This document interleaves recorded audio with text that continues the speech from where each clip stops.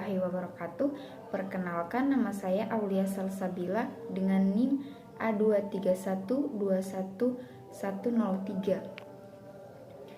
Saya akan mempresentasikan tugas ujian akhir semester pada mata kuliah Pendidikan Agama Islam dengan topik utama yaitu iptek dalam Islam. Pengertian iptek dan kaitannya dengan Islam. Untuk memperjelas, akan disebutkan dulu beberapa pengertian dasar. Ilmu pengetahuan atau sains adalah pengetahuan tentang gejala alam yang diperoleh melalui proses yang disebut metode ilmiah.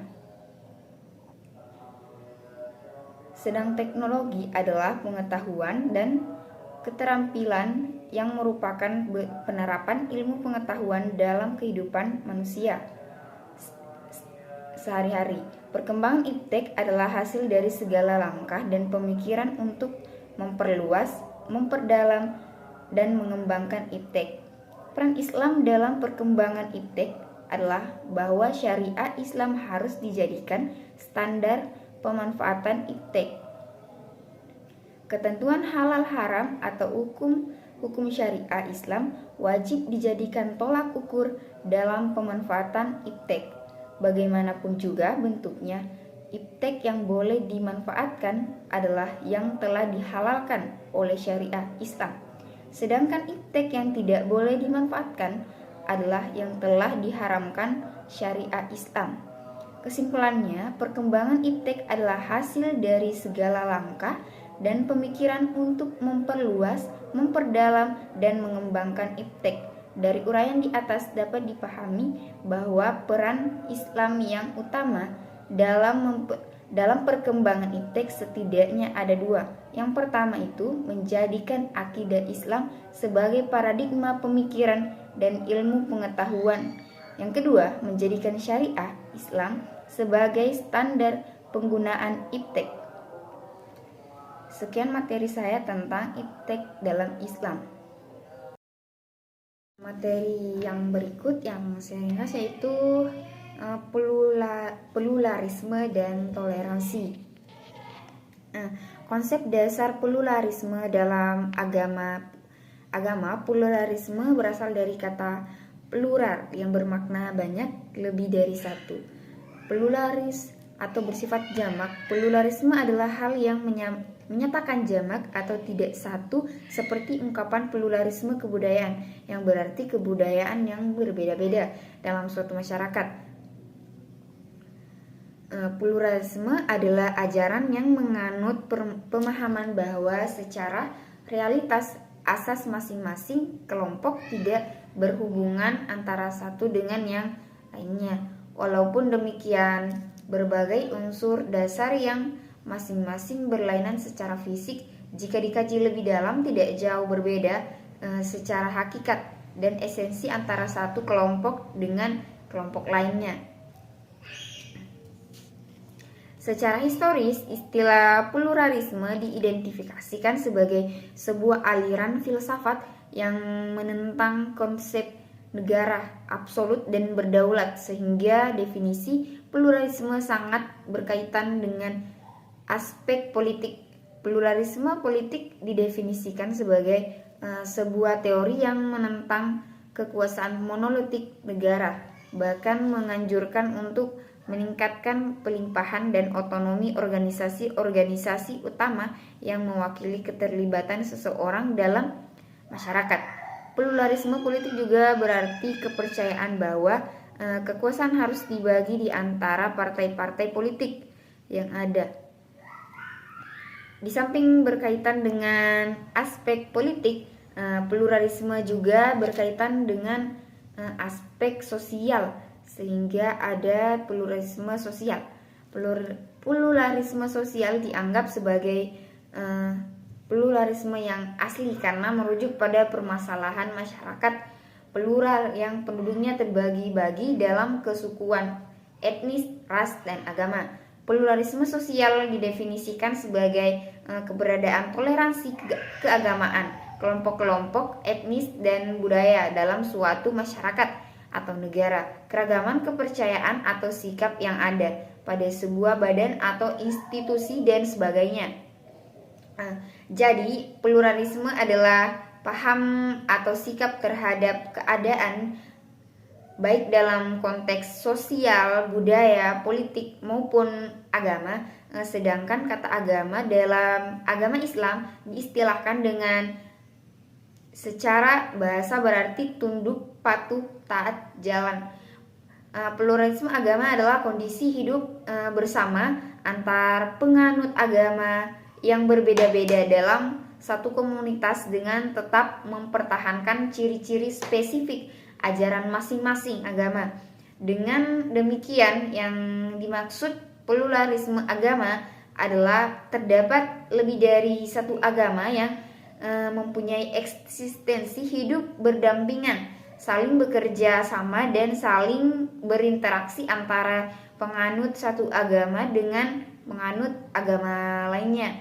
Atau dalam pengertian yang lain, setiap penganut agama dituntut bukan saja mengakui keberadaan dan menghormati hak agama lain, tetapi juga terlibat dalam usaha memahami perbedaan dan persamaan guna tercapainya kerukunan dalam keragaman.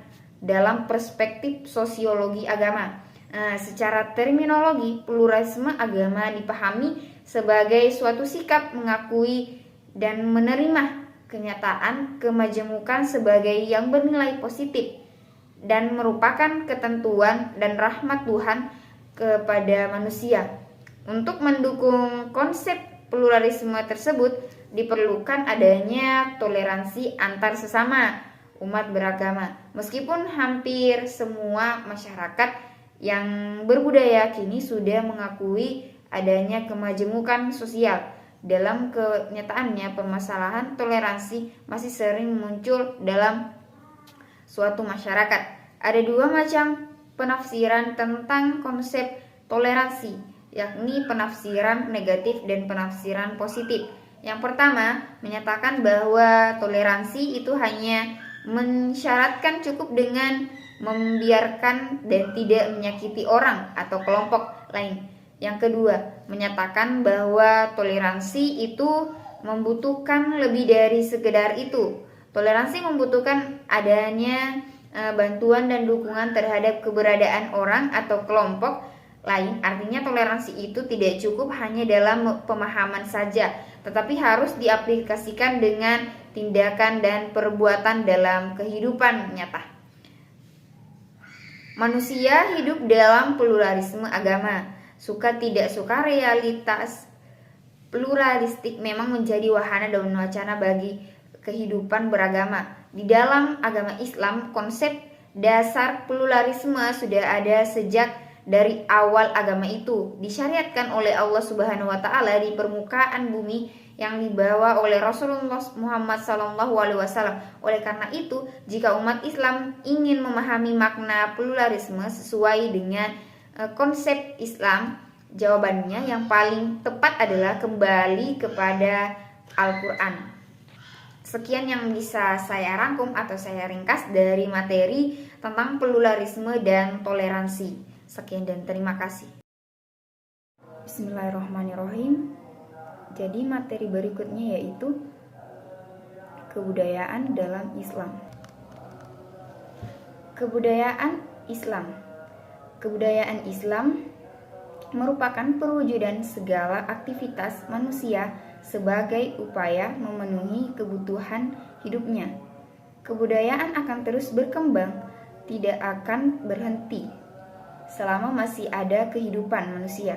Hasil perkembangan kebudayaan yang dilandasi oleh nilai-nilai ketuhanan disebut kebudayaan Islam.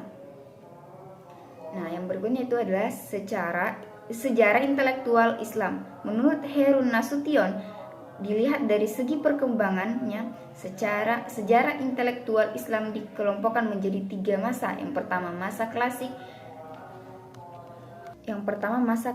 650 sampai 1250 Masehi. Kemajuan umat Islam dimulai sejak dilakukannya ekspansi oleh dinasti Umayyah.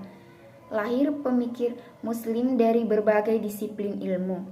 Muncul ulama, mazhab, dan raja dinasti Abbasiyah, yaitu Al-Ma'mun, terkenal sebagai raja yang cendekiawan karena perhatiannya terhadap ilmu pengetahuan sangat besar. Dinasti Umayyah di Spanyol yang didirikan oleh Abdul Rahman lolos tahun 750 mendirikan pusat pemerintahan di Cordova, Masjid Unif perpustakaan berisi buku sebagai pusat pengembangan kebudayaan Islam.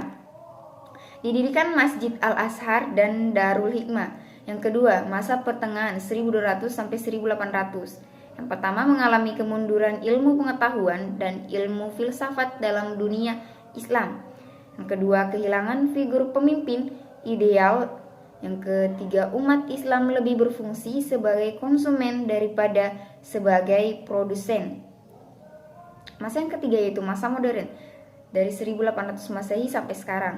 Yang pertama, masa kebangkitan umat Islam. Yang kedua, memurnikan ajaran Islam dari unsur-unsur yang menyebabkan kemunduran. Yang ketiga, menyerap pengetahuan bangsa barat untuk mengimbangi pengetahuan mereka. Yang keempat, melepaskan diri dari penjajahan bangsa barat. Sekian rangkuman materi tentang kebudayaan Islam. Materi selanjutnya yaitu politik dalam Islam. Politik dalam Islam. Islam menyebut politik dengan istilah siasah. Jika yang dimaksud politik adalah siasah, mengatur segenap urusan umat, maka Islam sangat menekankan pentingnya siasah. Bahkan Islam sangat mencela orang-orang yang tidak mau tahu terhadap urusan umat. Tetapi jika siasah diartikan sebagai orientasi kekuasaan, maka sesungguhnya Islam memandang kekuasaan hanya sebagai sarana menyempurnakan pengabdian kepada Allah. Tapi Islam hanya menjadi sarana dalam masalah kekuasaan.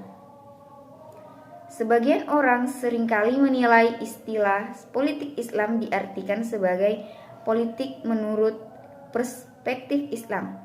Hal itu sebagai bentuk kewajaran karena dalam dunia nyata kita selalu disuguhkan praktik politik yang kurang atau sama sekali menyimpang dari ajaran Islam. Sehingga muncul pertanyaan, apakah politik Islam itu ada? Apakah Islam punya konsep khusus tentang politik yang berbeda dengan konsep politik pada umumnya? Nah, sampai batasan tertentu, Islam memang memiliki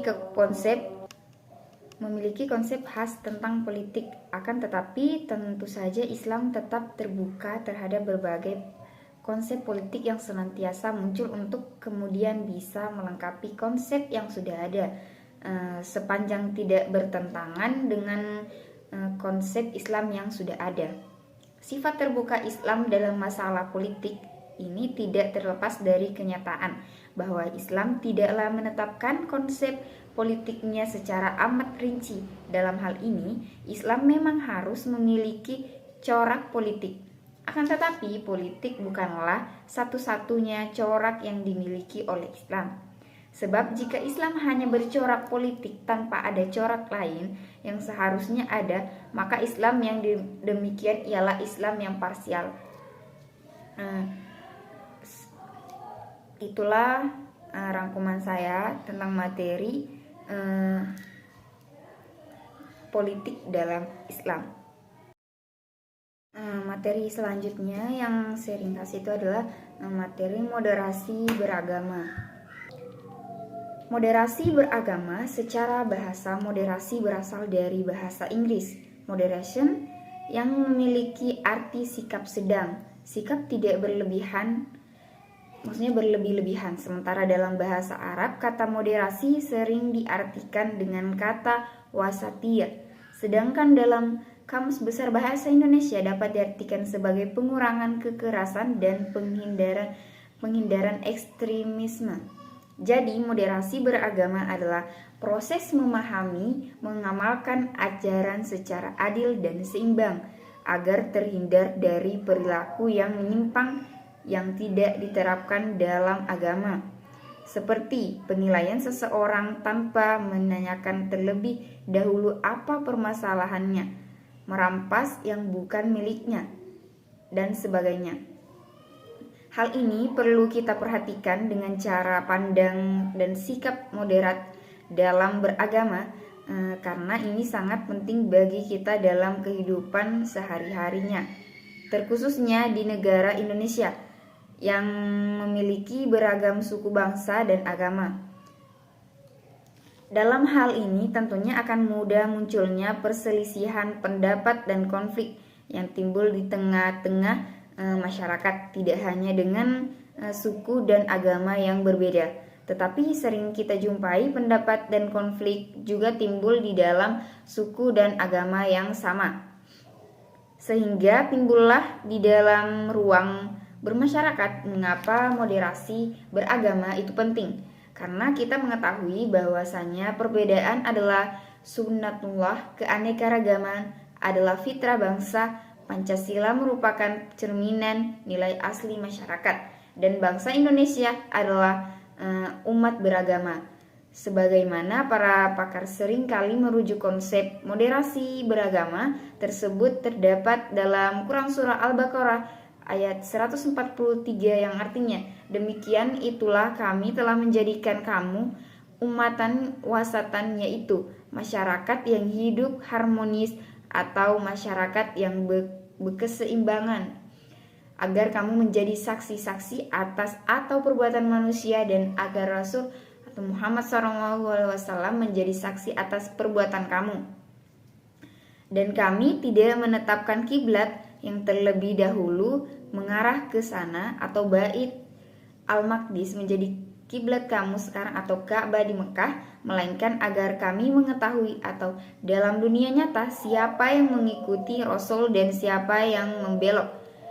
Dan sungguh atau pemindaan kiblat itu terasa amat berat, kecuali bagi orang-orang yang telah diberi petunjuk oleh Allah Subhanahu wa taala.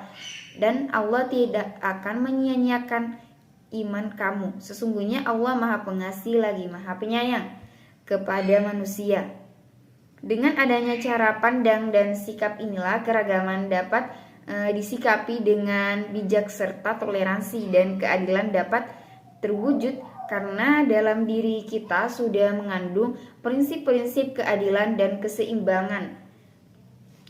Dan seseorang sudah mengajarkan kita untuk mengetahui kerusakan di muka bumi hingga mungkarnya seseorang.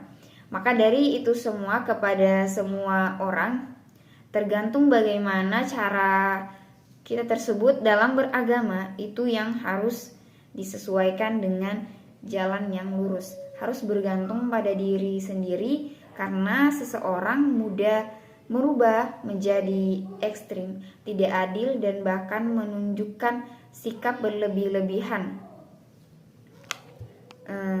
Sekian materi yang bisa saya rangkum dalam moderasi beragama.